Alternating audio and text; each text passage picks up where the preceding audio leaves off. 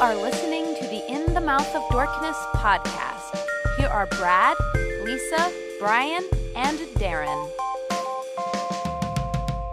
Welcome to another edition of the ITMOD podcast. Joining us is Brian Young, the Turtle Dork. Happy Oscar, folks. And also joining us is Lisa Gullickson, wife Dork. I'm looking forward to making cupcakes.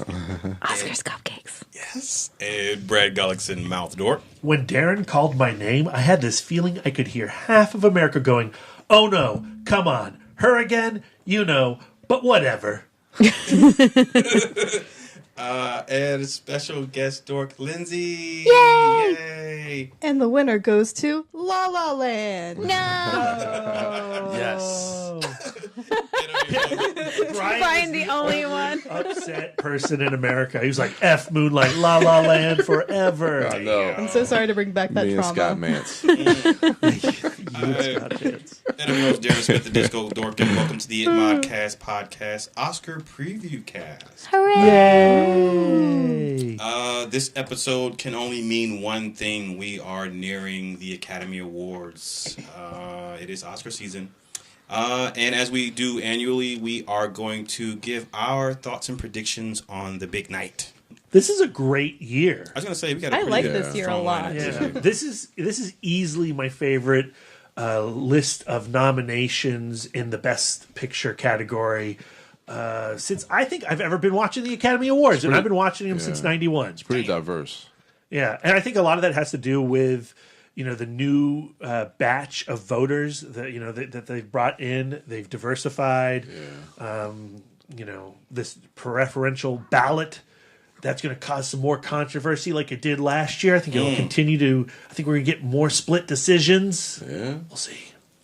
The drama. Drama. Ooh.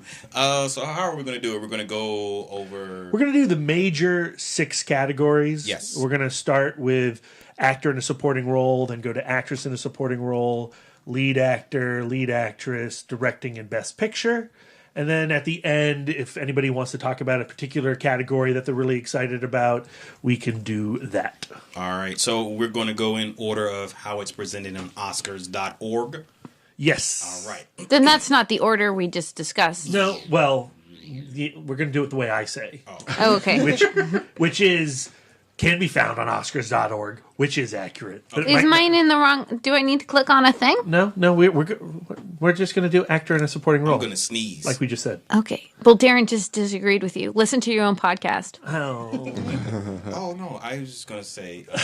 I just want to make sure I'm in the right spot on this right edit page. all this shit out. No. Supporting first. We're going supporting first. Actor in a supporting role, and the nominees are Willem Dafoe for The Florida Project, Woody Harrelson for 3 Billboards Outside Ebbing, Missouri, Richard Jenkins for The Shape of Water, Christopher Plummer for All the Money in the World, and Sam Rockwell for 3 Billboards Outside Ebbing, Missouri. Strong list.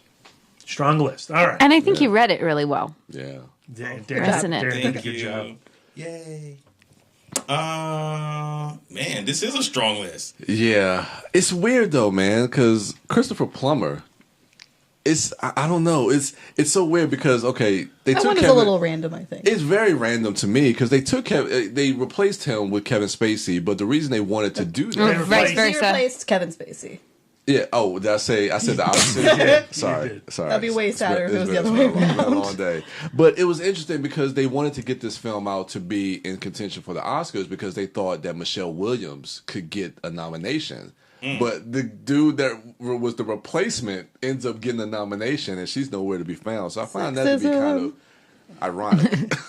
Well, what I love Christopher Plummer, and I did not particularly like this movie at all. Yeah. He's decent in the film, but what this speaks to for me is the career that he brings with him. Right? He has a lifetime of performance, and he can just show up, knock it out, British old school, and play with the big boys. Yeah. He doesn't need to do this method nonsense of living as a cobbler like Daniel Day-Lewis. He can just show up and act. Damn. That isn't studying for a role, though. Daniel Day-Lewis is a cobbler. There's not going to be a movie coming out called The Cobbler. I said cobbler, but I meant Dressmaker? making dresses. Yeah. Yes, yeah. All right. What would about watch the Willem comic. Dafoe? I loved him in that role. He was literally my favorite thing in that movie. Same. Yeah. Completely different side of Willem Dafoe too. It's just like, just like this open and generous person who's just making the best out of a bad situation. I really enjoyed his performance. He was a human hug. He was a human Indeed. hug. Just wanted to hug him. Yeah. Yeah, that's And wanted the to be one I hugged by missed. him.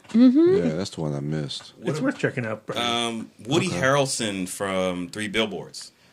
I was surprised to see him on here. I mean, I thought he was great in that, but I just thought it was always going to be Sam Rockwell's show, Sam Rockwell's category, and to see Woody Harrelson amongst this group of people was a bit of a surprise. I really liked his performance, though. I feel like it's very, like, Woody Harrelson. Like, I feel like he's very typical, like, Woody Harrelson kind of. Sorry, I don't know how I want to describe, like, a typical Woody Harrelson, but it's... Very Harrelson-y. Yeah, it's just very Harrelson. He's Harrelsoning it up. I love Woody Harrelson. He's one of my favorite actors. But I think in that movie, Sam Rockwell, of course, he probably has a lot of the more the momentum going into the Oscars. But I love the fact that they both got nominated. But he also brings on all of those movies he's done before, like White Men Can't Jump. Yeah. Going back to ITMOD Homework, one of my favorite apps. Call back.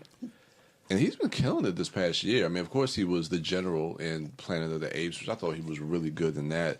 And it just, I mean, movies he's been doing within the last couple years, he's been doing a lot of very diverse type of roles, playing a lot of different type of characters. So that could play a factor into it, him bringing kind of like the legacy of his work.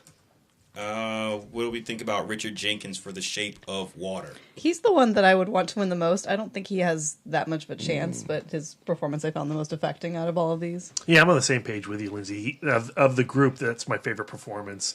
The humanity that he brings to that film, and it's a little bit like some previous Jenkins performances, but it's just skewed enough to be unique, and he adds a flavor to that film that I was not expecting. Right. Lisa, this movie was your jam. Any more love that Shape of Water can get, he's my pick. He's my fave. Yeah. He's the best actor of supporting in my heart right now. I also like the fact that, in contrast with the other roles, except for maybe Willem Dafoe in the Florida Project, he's not broing it up. Yeah. Yeah, there's a lot of bros on this list. Yeah. All right. Do we want to look at actress in a supporting role? Well, We got to go round robin. So Oh. we And all we haven't want talked Richard. about We haven't talked Rockwell. about, we haven't talked about Sam Oh, yeah. Rockwell. Oh, yeah. Oh, okay, yeah, we did mention I Sam love Rockwell. him as Justin Hammer. He's got to come back to the MCU. I don't know, but we talked about like just complex characters in that film in general, and of course he's a character that's not the most likable character, but I think Sam Rockwell brings something to that role that kind of makes you empathize with him to a degree. Right. And an empathy level that some people were offended by. Focusing on the Yeah. word empathy and not sympathy. Yeah, I had some Yeah. problems with the kind of, the redemption arc of his character in that movie. Like, I guess We've discussed that at end. Yeah. Yeah. I feel like if it were any other actor, I would not find that role is Yeah, watchable. Yeah. as- Right. that I So I would- agree. Yes. So, that is to his credit then. Yeah, I guess that is to his credit. Yeah, yeah. All right. So, what? Who's your pick To win? to win? Your heart choice. Oh goodness. Actually, I'm rooting for Sam Rockwell. Nice. I am. My favorite actor, one of my favorite actors is Woody Harrelson. They're in the same movie. I think that vote might get split, but I don't know. Either one, really, Sam Rockwell or Woody Harrelson. But I don't know. I think it's probably going to come down between Sam Rockwell and Richard Jenkins, between those two. No, I think the real heat is Willem Dafoe and Sam Rockwell. Really? I think You think that, Willem Dafoe? Yeah. That's been the conversation, going into the Florida Academy doesn't- Awards. Okay, I haven't been listening because it just doesn't seem like the Florida Project as a whole has been getting a lot of. No, but It- if you look at the supporting wins of like the PGAs and the SAG Awards Okay. and the Golden Globe, of course. What about you, Darren? I would like for Willem Dafoe to win. Oh, nice. Yeah, that's my pick. he's a human hug. I just want the best for him. I think just the style, the fact that he could fit himself into that style of film. Yeah, I think was fascinating, and yeah, he was so natural. I genuinely liked his character. I liked his scene with the birds. Yeah, When he was scooching birds. yeah. I don't know. He just was like you said. We're not used to seeing him. I'm not used to seeing Willem Dafoe in this way.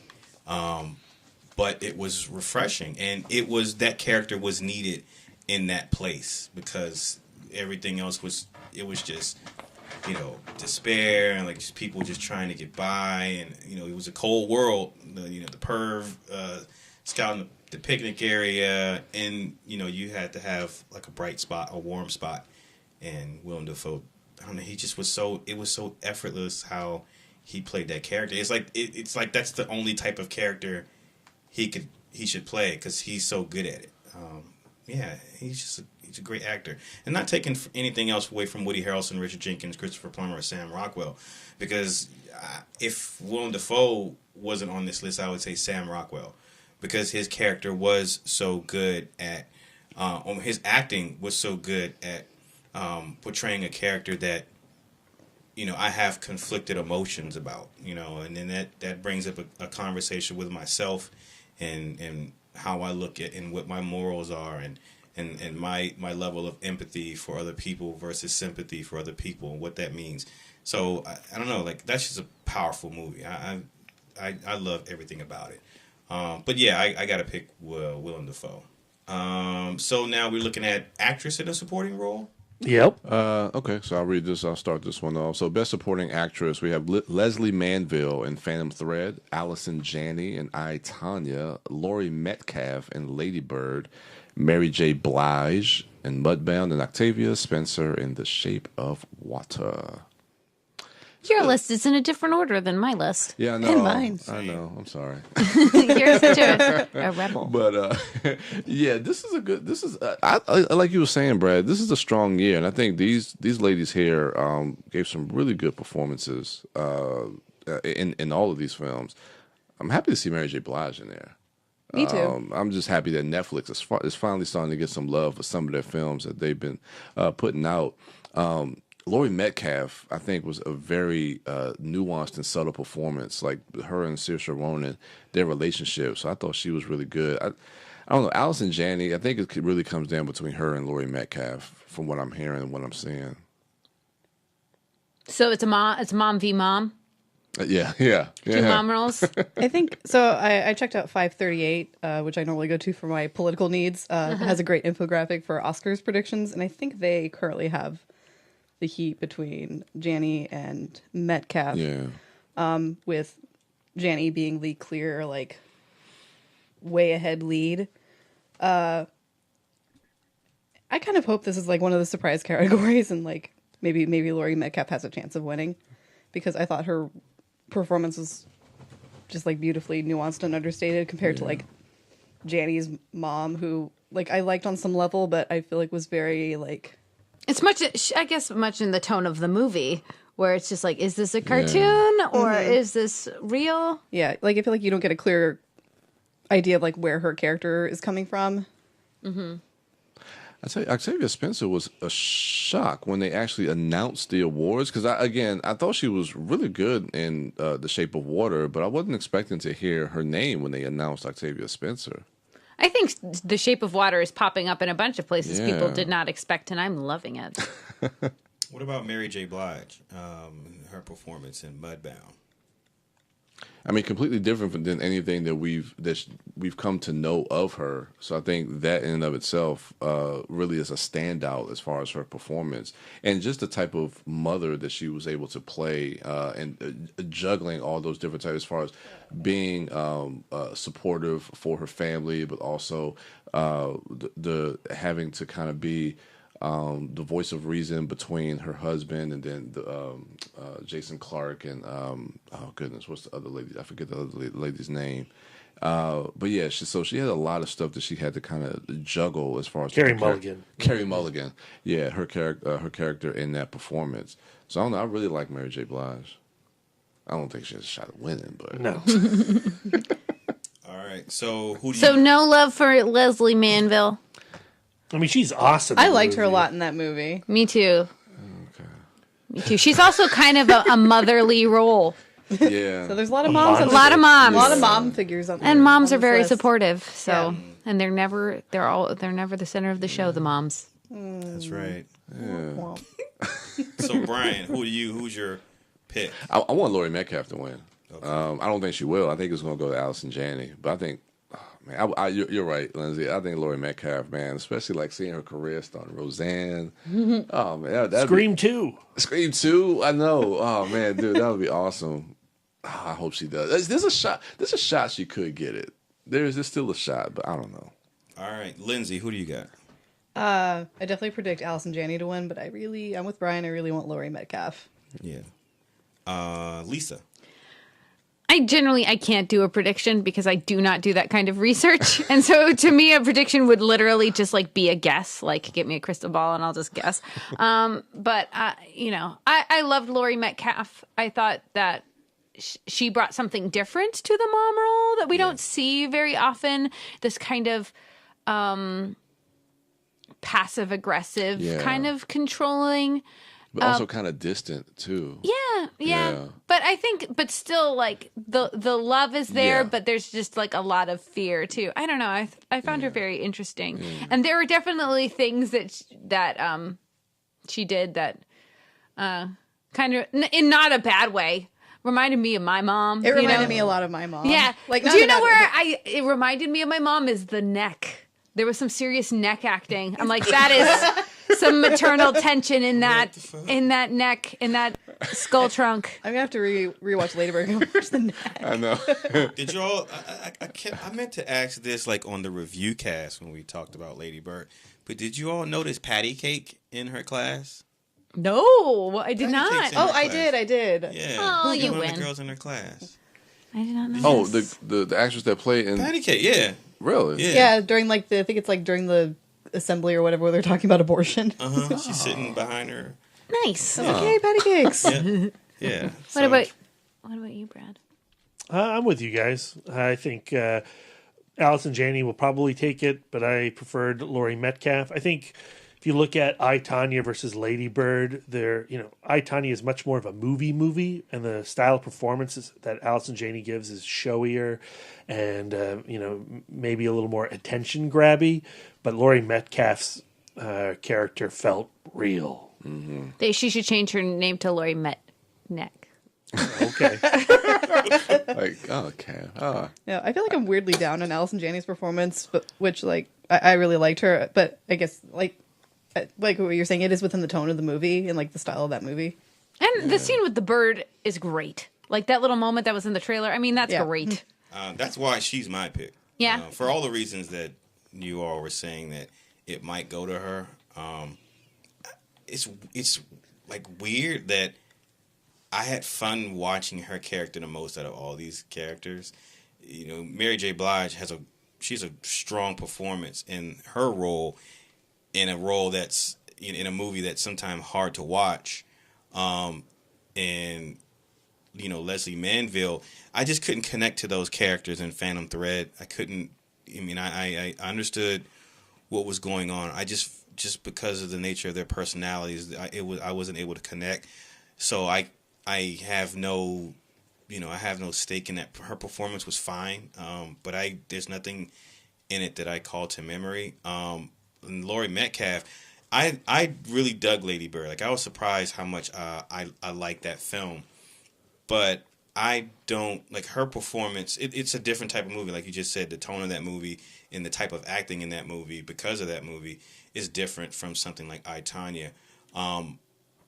But I don't know. I just enjoyed I, Tonya, Allison Janney, and I, Tonya so much. And Octavia Spencer was great in her role in The Shape of Water. But I don't know. Like it's weird. I, Tonya is a film like I've been thinking about a lot since I saw it, and liking it the more I think about it, and reading other people's discussions on the film and their thoughts on the film.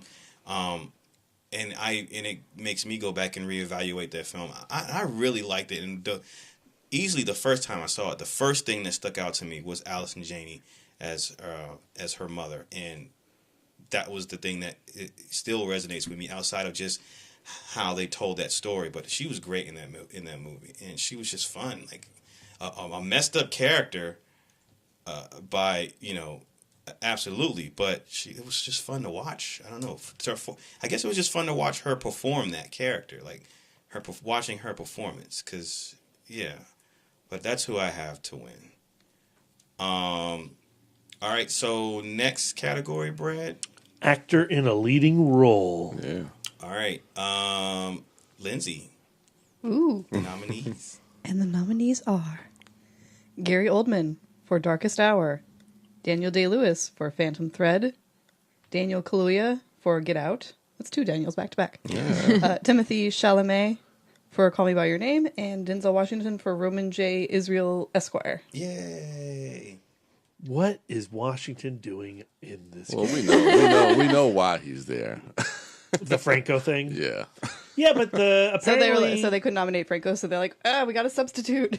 apparently the votes were in before that news broke, but of course that news is probably percolating. Probably, but Even so, like, Brad and I have had this conversation off mic, but like, to me, I think, even though there is a sacredness to the voting, I think that they're going, ultimately, this is going to become a TV show, and so we don't want a hashtag Me Too in one. I don't know. Gary Oldman's done some pretty terrible stuff in the past. In the distant past, like Not Franco, that Who cares what Franco happened in fresh. the distant past? yeah. I think that they would totally change it. Yeah, me too. And a lot of I've heard conversations was like, well, because like the voting body is so sacred that they wouldn't do something like this. My whole thing is, look, if we have presidential elections that are possibly rigged, then of course The Russians got on this. an award show can easily be rigged too. This is not something that is just holy grail type of stuff. I mean, this They're stuff selling can be, commercials space. exactly. So I'm not saying that there's something going on, but there's a I don't possibility. think it's hinky or anything. I just think that, if they go like, it doesn't look so great right now to have Franco on this list. Let's take him off the list. I think that they would. They Vanity Fair. It's bad for business. Photoshopped them off. Yeah. All right. So, what are your thoughts on the people who are on this list? Daniel Kaluuya. That's Yeah, who he's I the want. one I want, too. I mean, of course he's not going to get it, but I mean, Why not? Yeah, What's the story? Oh no, I just think everything. Gary Oldman is getting the. Oh, really? Yeah. Gary Oldman has won all the accolades Yeah. so far, and so I guess based on statistics of like, oh, you've won X number of awards, therefore you're likely to get an Oscar. He's clearly like on the right track. Whereas, Kaluuya's been nominated for a lot of things, but he has not won any of those categories. Yeah. And Daniel Day-Lewis, I mean, after seeing Phantom Thread, I mean, he's good, but comparable to some of his other roles, I don't think it's his best. I mean, He had to learn to sew a dress. I think it's. I think he's 100% all of the time. Like I think that Daniel Day-Lewis is a guy who comes and fucking does the work. He does the job. Yeah. You know. He actually was poisoned for that movie. I wouldn't be surprised if he was. He ate some. He trained his rotten body mushrooms. I wouldn't be surprised. I mean, I haven't seen Call Me by Your Name, so I can't comment. It's on so Timothy. beautiful. It is. I can gorgeous. watch those two men kiss all day long. I love it so much. and dance to 80s music. Yeah, that's a vomit scene though. Oh. Okay. Yeah, Not the first time. not the first time. That's true. Oh, okay. So just skip the one. And Timothy Chalamet does give an amazing performance. He is so sweet. It's a very nuanced character, a complicated character. And the movie is ultimately about his story and his reaction to this event that's happening in his life. But to me, Daniel Kaluuya did things in a movie that we haven't seen actors do before. Like just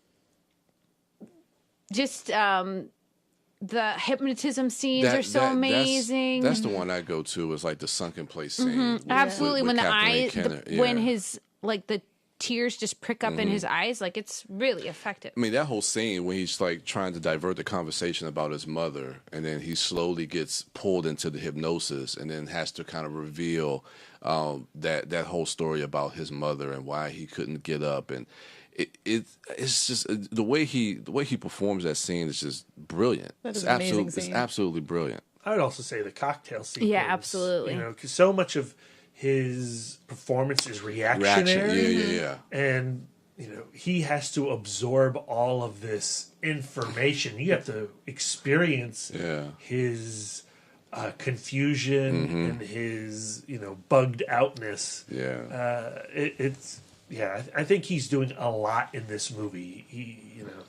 He's reactionary. He has to be proactive later on in the film. I think it's a fantastic performance. I think he does like as everyone was saying, like amazing work, but because it's like not a showy performance like Gary Oldman, it's gonna go. This is why unnoticed. I have a hard time caring about awards, because really I just want to give out my own awards.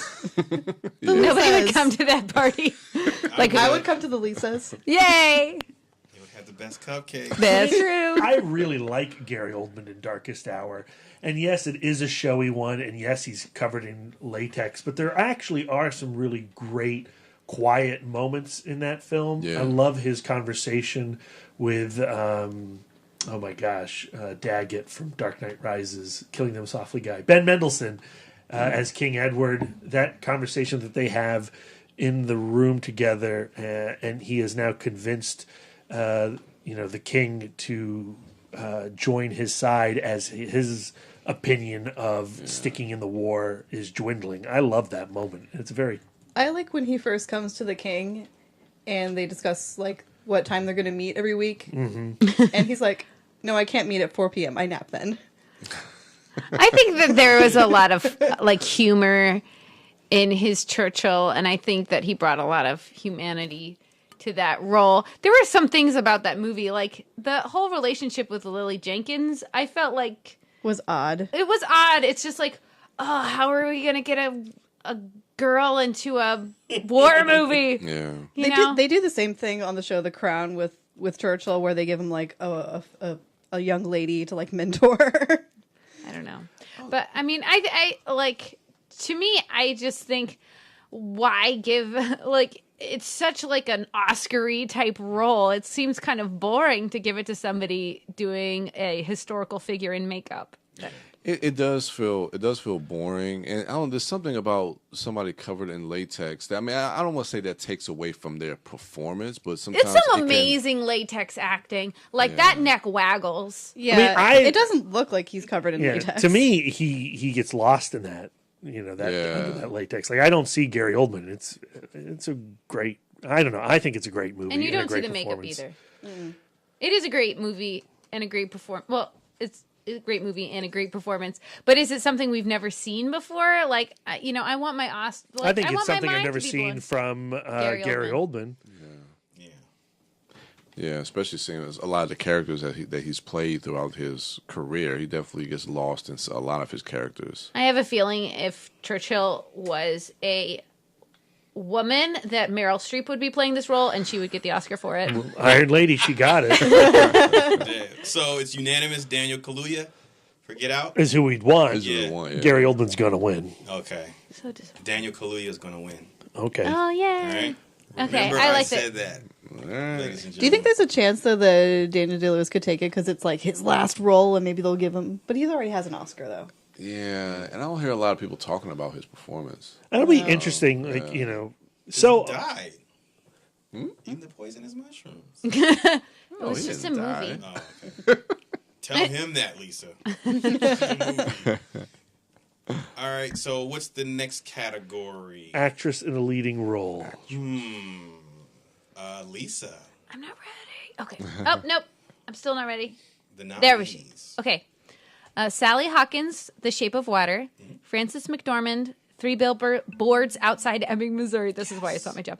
Margot Robbie for I, Tonya. Saoirse Ronan for Lady Bird. And Meryl Streep for The Post.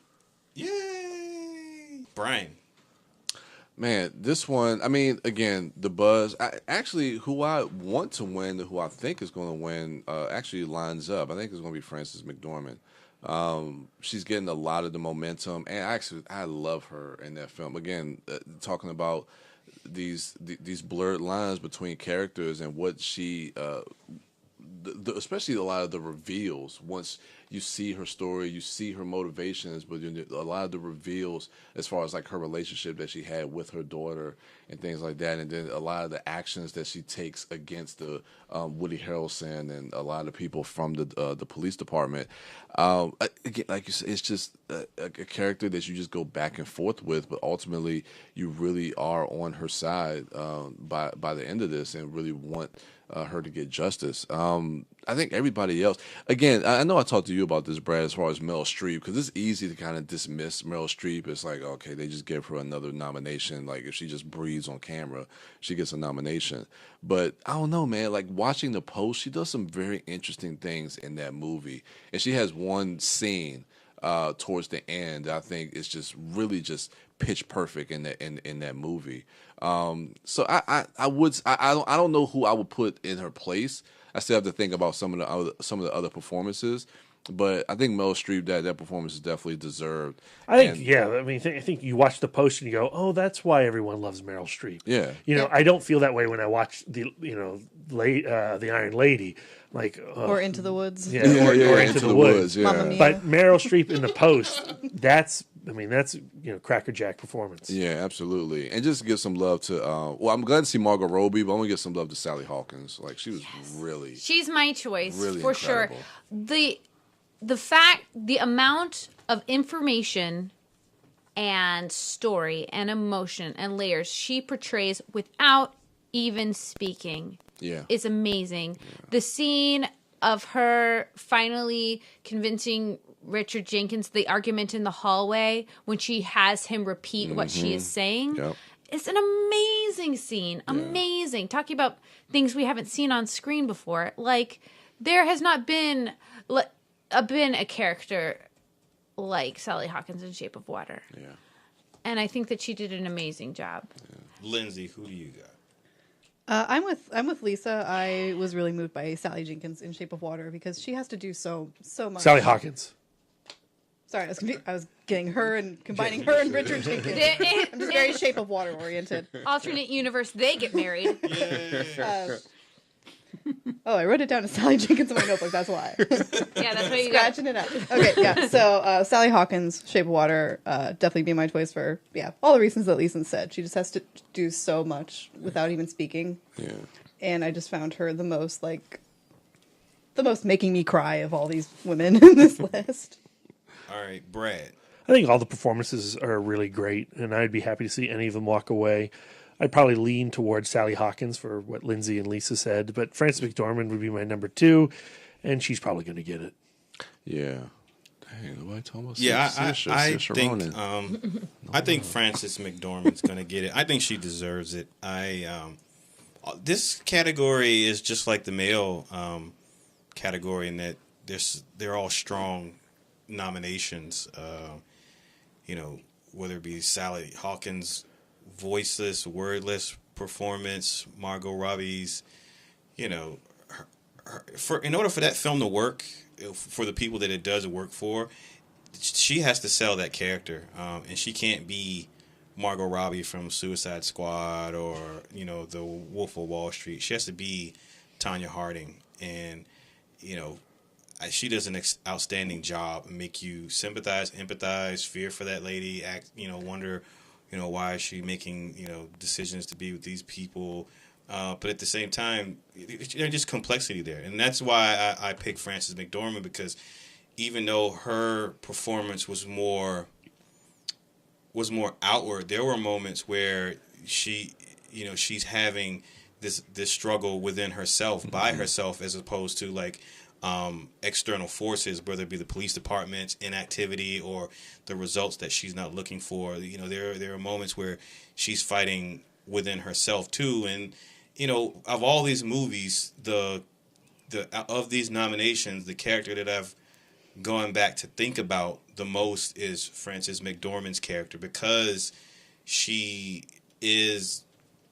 someone who wants the right thing but may not be going the right way to get it, the best way to go about it. And I don't know, like, I just and how that film ends, it's ambiguity. Like, it's something that has caused me to stick with that film So I got to give it to her because she was really good in that performance. And that's who I think is going to get it. So who do you think is going to get it, bro? No. I think Frances McDormand is definitely getting it. Has she won one before? Oh yeah, well she won for Fargo Best Supporting Actress. Supporting. Okay, yeah. So she's won one before, but yeah, I think this is her year. She's an actress that is just always solid to me. Yep. Yeah. Yep. Next is Best Director, and the nominees are Christopher Nolan for Dunkirk, Jordan Peele for Get Out, Greta Gerwig for Lady Bird, Paul Thomas Anderson for Phantom Thread, and Guillermo del Toro for The Shape of Water. Yay. How happy when you saw both of you and Lisa, when you saw Shape of Water, or at that point, having experienced that film and how you instantly fell in love with it, were you thinking that Del Toro was going to get nominated for Best Director at that point? I've always been surprised by the amount of love that The Shape of Water has been getting. Yeah. I cherish Del Toro. I think the film is fantastic. He is a director that has gained some attention for, Pan's Labyrinth. Was nominated for Best Foreign Film, but he's never been a guy that that the respectable Hollywood types have celebrated. And to see him here now, having fallen in love with his work so long ago and just watched his journey, it's just a tremendous delight to see him next to Christopher Nolan and Paul Thomas Anderson. Right. So and the fact that he seems to be the front runner to win this award is crazy. That's wild. He won like the directors. Yeah, the DGA. The DGA, and that's usually an indicator of like who's going to win for this category. Yeah, this category made me the happiest because just looking at the nominees. I mean, of course, you have Guillermo del Toro, who's a fan favorite with a lot of fanboys and geeks, and Christopher Nolan. His first nomination, with people have been clamoring for him to get some type of Oscar. Wait, he's never been nominated before? No, I don't know. He's for a director. No, this is his first. Oh. He had it for screenplay, but never for director. Okay, that's not even nominated before. Yeah, and I know people wanted that for The Dark Knight, and for him to get his first nomination. And then you have directorial debuts from a woman and a person of color also getting a Greta Gerwig technically had directed a film before this. She had co-directed a movie. Oh, okay. But but still. I feel like it's still people kind of think of it as her debut. So, I mean, semi first-time director and first-time director getting nominations for their first films. And then Paul Thomas Anderson, but I don't know. It's just so many different, He's a good guy. so many different facets you can look at. It's just, it's exciting. It's exciting to see that. Of course, I have to root for Jordan Peele. Yeah. I would love for him to get it. I don't think he will, but I love everything he was doing. It would be amazing. Like that would be so cool. Yeah, that'd be so cool. I like you, Brian. It was my favorite movie of the year. Yeah. I would love to see Jordan Peele take it away. But I'm not going to be upset if Guillermo del Toro gets it. What about you, Lindsay? I don't know. I think it'd be so cool to see Jordan Peele or Greta Gerwig get it. Because coming out the gate, those films were just so solid and so. I don't know. I feel like both of those films for me are almost perfect. But I'm not going to be upset if Guillermo del Toro gets it, and I think he might. I would like Guillermo del Toro to get it.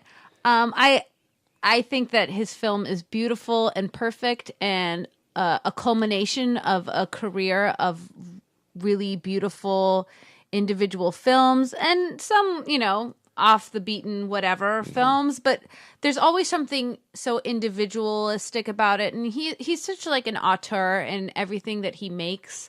I think that there are Oscars down the pike for Jordan Peele, and there's Oscars coming for Greta Gerwig. And I would love to have this recognition of off the beaten path genre film, legitimizing genre film. Granted, Get Out is also a genre film, but I don't know. I'm just excited about it. I'm excited about The Shape of Water, and I just love to see it so well received. Yeah. And I love Guillermo del Toro. He's just wonderful and squishy and awesome. All right, Brad, you said you would like for Jordan Peele, but you wouldn't be happy. You'd be Right. happy. I feel like for everything Lisa just said about Guillermo del Toro, I would like for him to win because, you know, he's one of us. He's a geek. He's made his career off of telling stories about monsters, and for it to be on this particular platform, getting recognition, like the big league, it's like, you know, one of us made it. Like Lisa said, legitimizing, you know, the things that we hold dear. So I wouldn't, and also because of his ethnicity and like what the importance of that representation is, someone that type of success. But I also want Jordan Peele to win it because Get Out is an incredible movie, because it's an incredible directorial debut, because of how much of Jordan Peele's voice can be heard while watching that film. Like, we have all the people on this particular list have a distinctive voice, and the fact that coming out the gate he can have one so well established, I think is huge. But also because 2018 culturally, I feel like has already started off to be a huge year. We have Black Panther coming out, and what that film is going to do for African American culture, just all cultures, period, but the representation, the level of success that is destined for that film, for me, it just be another high to have Jordan Peele come away with an Academy Award. Again, another bit of representation at a supreme level of success, so that, you know, people of color who are just now getting into film, or maybe not yet, can see that and see that, you know, there is someone else up there successful that looks like me, and just to be inspiring. Because I don't know, like, I just want, but at the same time, like, I wouldn't be upset with Greta Gerwig, a female director, you know. So we don't have enough representation. These one or two, you know, this one person of color, this one woman, that's a nice start. But, you know, I want to see a list where like 3 out of 5 or 4 out of 6 or 6 out of 6 are all either female person of color, or all 6 female person of color. But this is a good strong step in the right direction. They're all good strong picks, but I don't know, I'm kind of like like between Greta Gerwig, Jordan Peele, and Guillermo del Toro, I feel as strongly for each one about why I would want them to win. And the winner goes to Paul Thomas Anderson. I also kind of like that movie, though. I did too. I love Nolan's direction of Dunkirk. I think, Yeah. you know, I think they're all great. Yeah. But yeah. That would be a hell of a sigh. And the winner is La La Nolan Land. is not even writing a speech. He's just He's just gonna wait to lose another one. Yeah. He's just happy to be there. Yeah. Bless his heart. All right, what's next? Best Best picture. All right, So you, D. I don't have the nominees. And the nominees are We should say it together. it. No, I'm joking. I got it. Sorry. Call Me By Your Name, Call Me By Your Name, Call me by your name. Darkest Hour, The Darkest Hour, Dunkirk, Dunkirk, Get Out, Get Out, Lady Bird, Lady Bird, Phantom Thread, Phantom Thread, The Post, The Post, The Shape of Water, The Shape of Water, 3 Billboards Outside Ebbing, Missouri, 3 Billboards Outside Ebbing, Missouri. That was fun. And the Nice. winner is, all right, so what do you got? Oh man, well of course I want Get Out to win. That's my favorite movie of 2017. Yeah. But I don't know, man. Like 13 nominations, The Shape of Water. That would be something if that actually gets. I think that has a shot. I don't know. To me, I feel like there's always a movie that gets a backlash. Of course, last year was La La Land. This year, I think 3 Billboards is that movie that's really, people are starting to kind of turn against it. I don't know how the Academy feels about it. I wouldn't mind seeing 3 Billboards win. I don't think that backlash has like become to the La La Land level yet. though. Yeah, I think it might come after the Oscars, but I feel that backlash coming to 3 Billboards. But I don't know. I want Get Out, but I think The Shape of Water might take it. I love that there's just no clunker in the bunch. There's no like American Sniper in here just sucking it up. There's nothing that I outright hate in this list. Yeah. Nothing that makes me angry. What do you got, Lindsay? That's true. Who you pulling for? I don't know. There's a lot of things on this list that I really liked. Yeah. I love Lady Bird. I love Shape of Water. I love Call Me by Your Name. I super loved Get Out. It's my favorite film last year. I don't know. Just give out like a tie between Yeah, I know, right? like 5 of them. So Get Out was your favorite film last year? Yeah. So then that should be your pick, I think. Okay, I'll make that my pick. Yay. Yay. But who do you think's going to win? I think it's probably the strongest contenders in this list are Shape of Water, 3 Billboards. Yeah. So it's definitely going to be one of those. I can't decide which. I feel like it's going to be a toss-up of which one. I think those two. Wife Dork. You know I want Shape of Water to win. That was my favorite film of last year. Yep. And it's beautiful and wonderful. Who is going to win?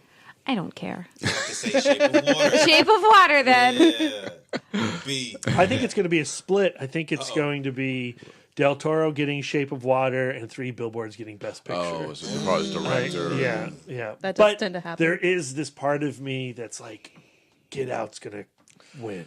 So who do you? Wish. So who do you want?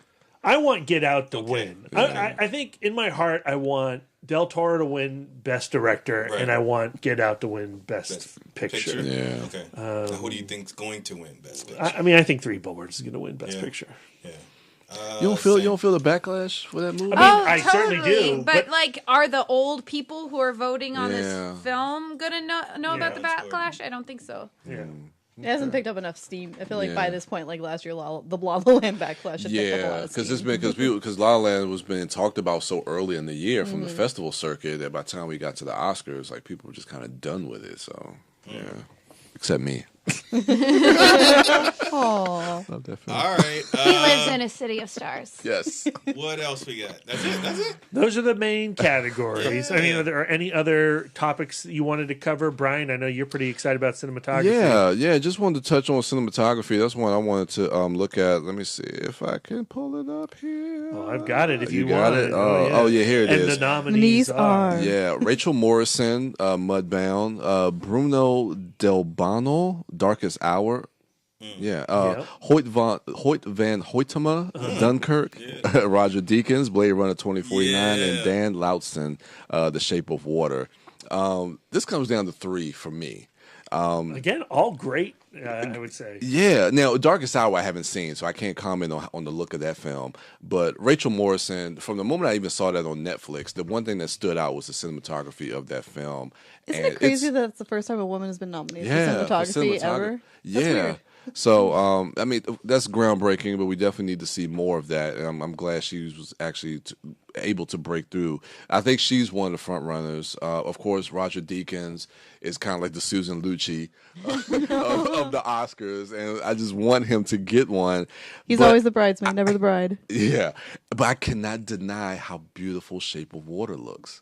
I think Dan Lautzen has a shot It at looks this. prettier than Blade Runner 2049. Yeah, I haven't rewatched Blade Runner 2049, but when I saw Shape of Water, that was the one thing that stood out to me was the cinematography. It was just absolutely gorgeous. Good looking movie. And that But to movie. me, like with Blade Runner 2049, the cinematography is the star of that film. True, The true. cinematography outplays Ryan Gosling. The cinematography is more beautiful than Ryan Gosling. How is that possible? That is an accomplishment that needs to be recognized. I for all the reasons you just stated, I hope you are right. I really do. Guess what? It's not going to happen. I think he's Shut losing. your mouth! I think he's losing. And I think God he's damn it, losing Brad. to Dan Laustin. Yeah. Who do you got, Lindsay? For cinematography, I haven't seen Blade Runner 2049 yet. Oh, Just say Blade Runner 2049. Blade Runner 2049. Not be wrong. Lisa, you are not pulling for Dan Laustin? No. I She think just said Daniel. Sorry, not Daniel. Deakins. Roger Deakins. I Cinematography am. was more beautiful Than Ryan Gosling. I think that the cinematography really was transportive. And the fact that it drew so much from the original film and yet advanced it, I think was a tremendous accomplishment. Plus, we have that legacy of a career that Bridesmaids, it's time. Yeah. Put a ring on it. Please. I'm excited about Kumail and Emily for The Big Sick for original screenplay. You excited to watch them lose? But yes, I think this is where I would love to see Get Out win. Yeah. Oh yeah. Over Shape of Water. I am happy for Kumail and Because they're my friends. Yeah, if we get I that love them so nomination. much. Okay, so writing original screenplay, the nominees are The Big Sick, Get Out, Lady Bird, Shape of Water, 3 Billboards. The same 5 movies. Yeah, we've I think talked Shape about. of Water wins. Oh, original screenplay? screenplay? Yeah. Mm-hmm.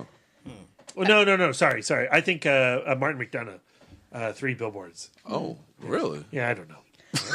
I was reading, I think it was David Ehrlich's list of his best scene from all the Best Picture nominations, and I don't know. I liked what he had to say about Lady Bird and the scene in that movie, the very first scene you see with Lady Bird and her mother in the car, and how that conveys so much information. And just in 2 minutes, you learn so much about those characters and where that story's going. Yeah. And I don't know. I think that just highlighted to me the strengths of that screenplay. Mm-hmm. And I don't know. Now I'm kind of, but then I'm like, but Get Out has such a good screenplay. But Get Out has such good everything. Get Out's who I'd want to win. Yeah. And maybe he does. Maybe he wins. I don't know. So Possibly. Brian has to see Darkest Hour. It's Darkest Hour and Call Me by Your Name. Those are the 2 best Those picture are the 2 ones. I've seen all of the best pictures. Me and Lindsay, high fives. We saw Darkest Hour, which finished off my list. Okay. So I still need to. Do I need to see Israel J. No. Esquire. Blah blah.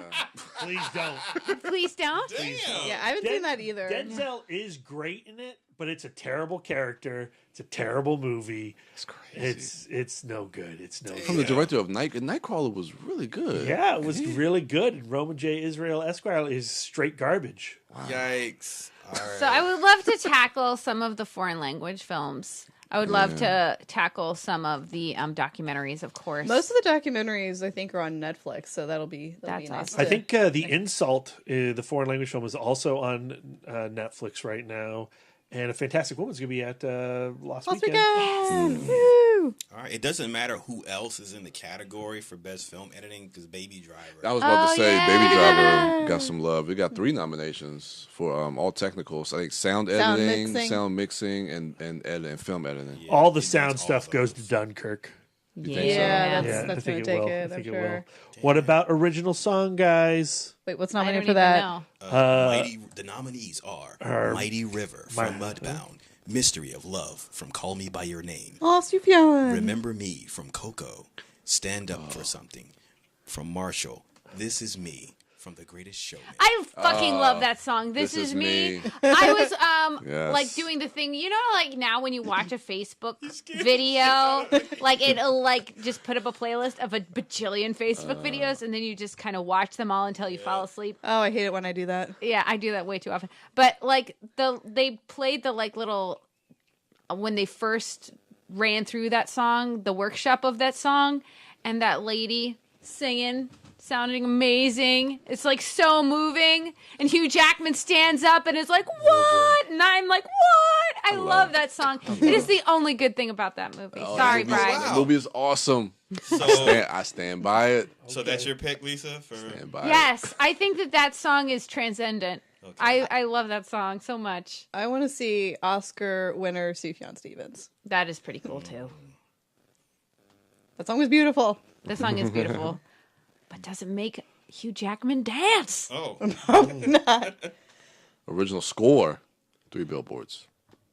Carter Burwell is awesome. I actually don't super remember the score I from don't that remember. I was like, that movie. movie had a score? Oh my God. It's a good score. I normally That's a really great like Carter score. Burwell scores, but I don't think I noticed that one I particularly. mean, I'm a score guy, so I love. no, I'm when I normally hear- I always pay attention to scores, but I didn't and that just that one didn't stick out to me for some reason. It just drew me into the film. Visual effects categories. All right, dorks. We need to talk about this category. Yeah, I was just looking at I that. want to talk about scores. Oh, I'm sorry. You can talk about scores. Shape of Water, best score. Shape of Water is Yay! great. Shape of It's a Water is good really score. good. It's a good score. Yeah. What else is in the scores? Is Johnny Blade Greenwood, Runner? Phantom Thread. No, Blade Runner's not in there. Last Jedi, Shape of Water, Dunkirk, Phantom Thread, which was interesting because these nominations came out before I saw the film. So when we did our review cast, I was like, okay, I want to listen to the score for Phantom Thread. Like, this got to be awesome. It's mediocre. I think it's. I like no, that I think it score. is awesome for that film. I think it's a great score. That movie had a score? Yeah, I think what's John, interesting I think is. that score really stood out. I mean, to me, the score that my favorite of the bunch is Hans Zimmer's Dunkirk score. It's not a score that you listen to in your car, but it certainly affects the intensity of that film. Absolutely. Yeah. Okay. I have a master's in music, and I never pay attention to the score.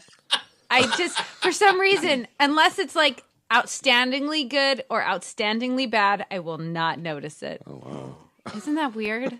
I'm a terrible musician. All right, It's because Darren. there's no singing. Sorry. Those visual effects. Yeah, it's a pretty Yeah, it's pretty good. Kong Skull category. Kong Skull Island, Guardians of the Galaxy Volume 2, Blade Runner 2049, Star Wars The Last Jedi, which looked amazing, by the way, and War for the Planet of the Apes.